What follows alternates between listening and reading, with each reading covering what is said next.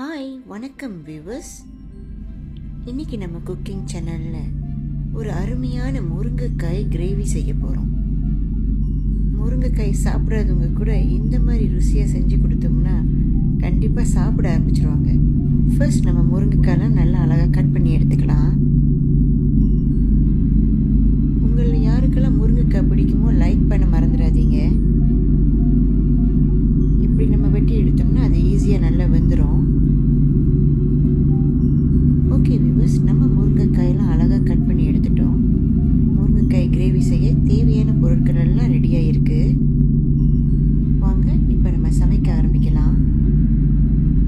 நல்ல சூடான எண்ணெயில் நம்ம கடுகு தாளிப்பு சேர்த்துக்குவோம். சிறிதளவு பூண்டு ஆட் பண்ணிக்கிங்க. வெங்காயம், பச்சை மிளகாய் ஆட் பண்ணிக்கலாம். கருவேப்பிலை போட்டுக்குவோம். நல்லா எண்ணெயில் வதக்கி எடுத்துக்கிங்க. இப்போ நம்ம கட் பண்ணி வச்ச முருங்கைக்காயெல்லாம் ஆட் பண்ணிக்கலாம். இந்த ரெசிபி ரொம்ப ஈஸி தாங்க.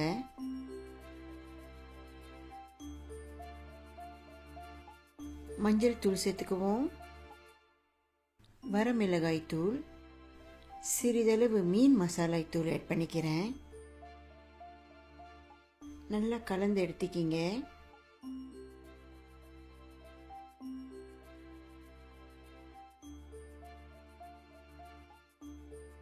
கொஞ்சம் வாட்டர் ஆட் பண்ணிக்குவோம். தேவையான அளவு உப்பு சேர்த்துக்கலாம். சிறிதளவு மல்லித்தூள் ஆட் பண்ணுறேன். இப்போ நம்ம எக் சேர்த்துக்கிறோம்.